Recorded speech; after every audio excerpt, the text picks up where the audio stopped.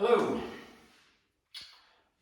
Right, so when I teach a form, I teach it in sections, and my approach to teaching is that there are certain movements in each section that the student needs to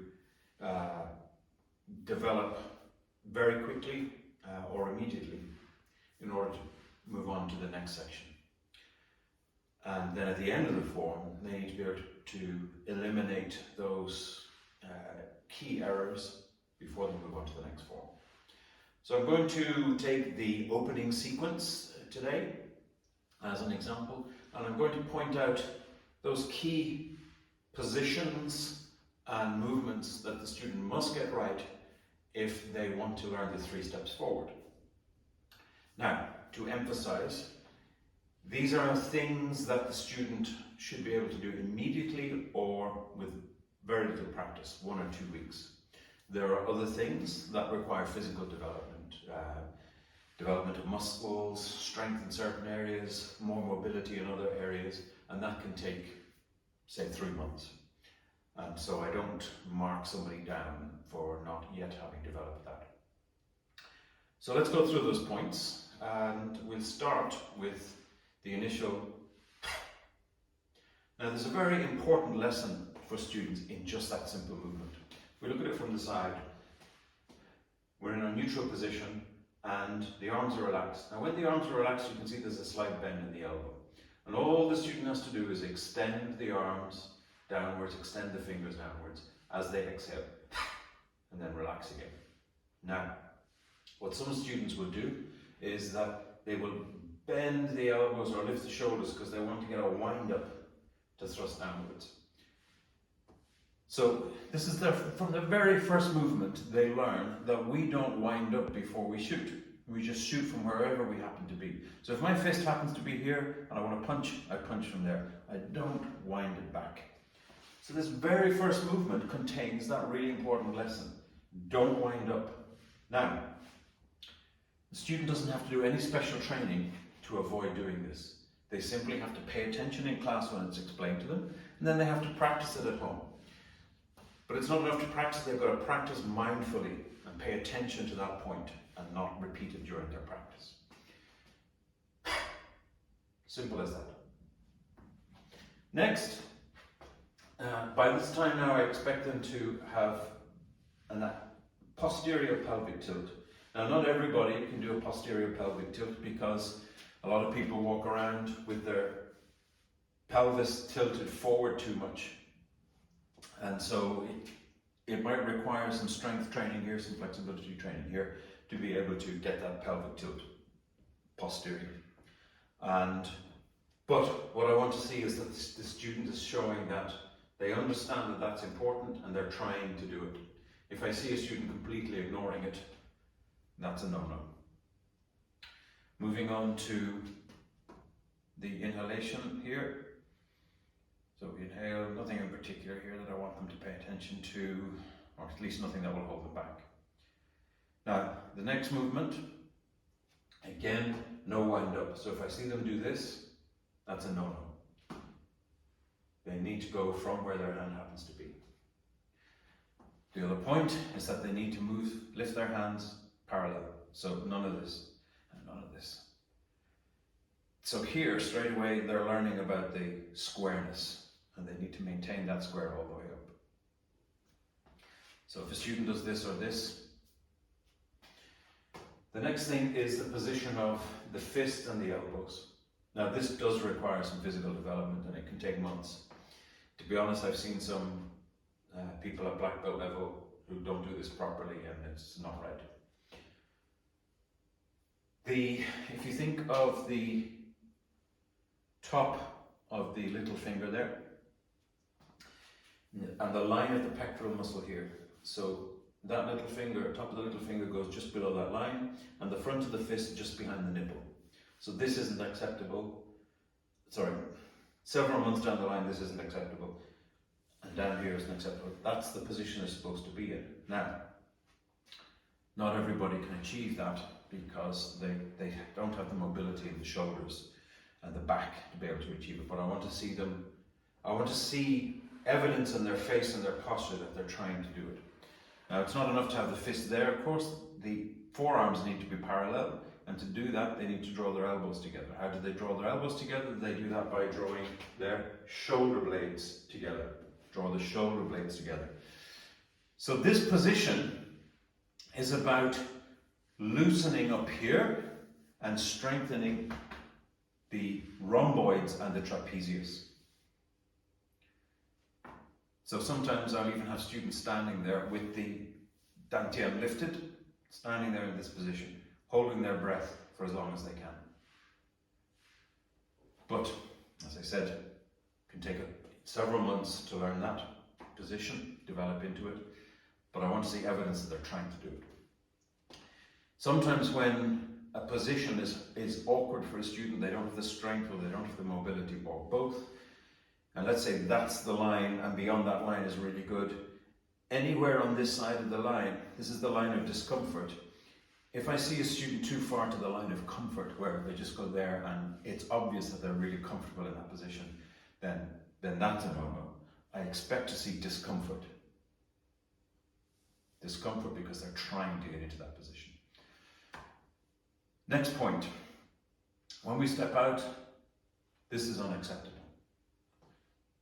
It doesn't take any special training to bend the knees and put the foot out like that, keeping the center line vertical. So this is a complete no-no. So from here, there are a few things that I'm looking out for. The harsh exhalation is about developing the core muscles. And so I'm looking to see them actually working on that. So I expect to hear that breath for 2 seconds. So something like this. This is not acceptable. Too short, too shallow. The hand position, right, I don't necessarily expect a 90-degree angle here. Some people need to work on it to develop the flexibility in these muscles here and the tendons and the strength here. So I don't necessarily expect everybody straight away to get a 90-degree angle there. I do expect them to have their position square. So not this, not this. And I expect them to have their fingers and thumbs closed.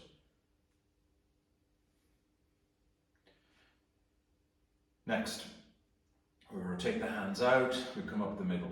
Now, I sometimes describe the elbows as being the generals, the elbow is the general of the hand. It's a general because it drives from behind, it directs from behind. It's not a lieutenant or a captain that leads from the front. So we don't do this kind of movement. Yeah? We do this kind of movement, not this. So here, the error that I'm looking for them to eliminate is this, leading with the elbows.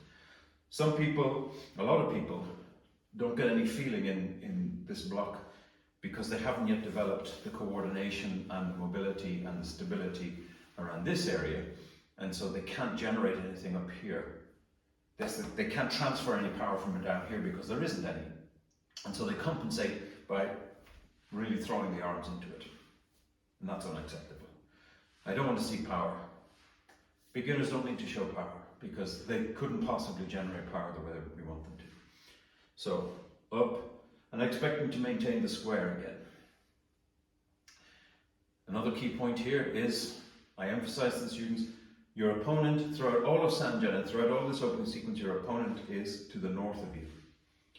So there's no reason to look over there. So in this position here, this is wrong. Your opponent is still there. So if I see a student looking over there, no reason for them to do that. It's explained to them, they just have to listen, they just have to practice.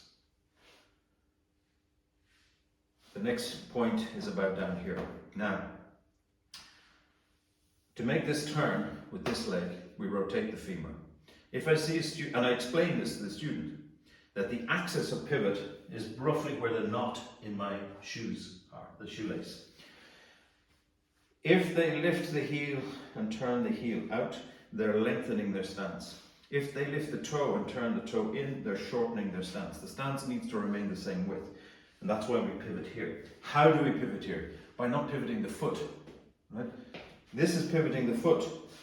This is pivoting the foot. Right? You pivot the femur and the foot follows.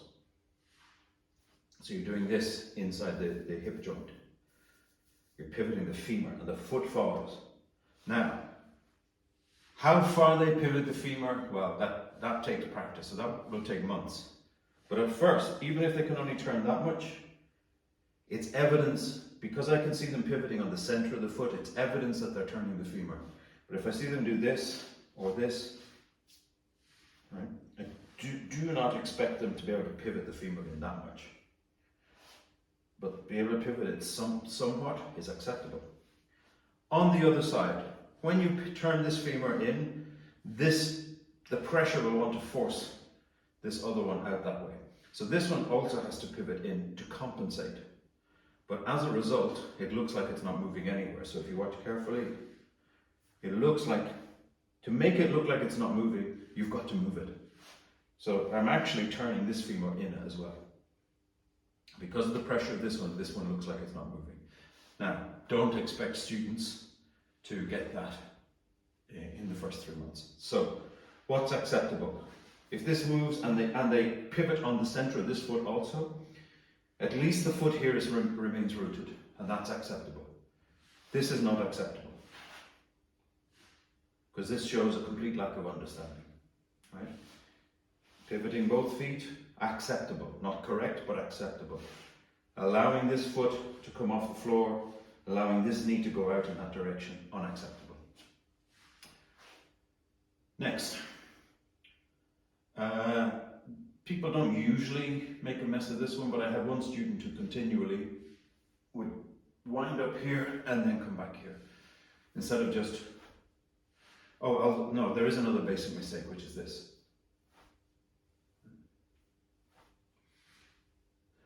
It costs nothing except attention and a bit of practice to keep the fist up and draw the elbows back and let the fists follow. It takes nothing to stop doing that. So no special development, just stop doing it. So that is unacceptable. So elbows get drawn back. Same points here about holding the fist in the chamber. Same points here about the breath and about the fingers and about the squareness. Next, I don't expect students to be able to ripple up from below with this. So this is acceptable, just going straight up is acceptable. But they must remember key points, but that they don't really have to train for, they just have to practice. Fist distance, elbow fist distance from the ribs. Square, so the forearms are parallel.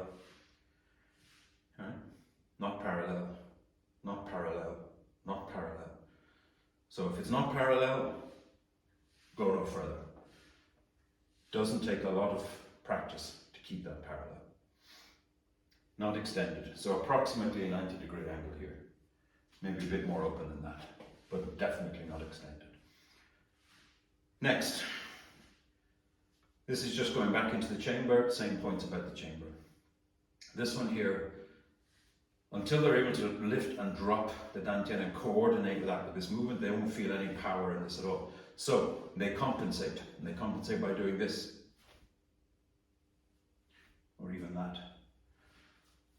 Unacceptable. All they have to do is take this hand and put it there. No power required, no power expected. Again, don't expect a 90-degree angle there. But if I see this, go no further. Next, this hand comes back. Now, this hand should be flat, it shouldn't cup. I'm not going to penalize somebody for cupping the hand. When I was taught this, I was taught to bring the fist in, rubbing the belly and then going out. But of course, when I was learning it, I knew to lead with the hands, to drive from behind with the elbows. But what I find is when people learn it this way, they tend to do this then. So my approach is to teach it this way. Punch from there directly to there, with this hand following. And then split. So if I see this, no. If I see it not square, so this, no. This, no. The hand should be slightly below the elbow, but if the hand's at the elbow height or even slightly above elbow height, I won't hold them back up over that. If the hands are up here, that's unacceptable. If the thumbs or the fingers are open, that's unacceptable. So, next, a simple rotation of the forearm. Again, wrist flexibility will develop over time. Some people will never get it because they just have particularly tight joints, but that's okay. But it's the squareness we're looking for. And fingers and thumbs closed.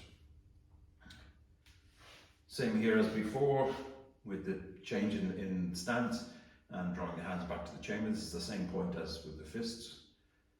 Then coming back, again, same point about the breath. I'm looking for about 2 seconds.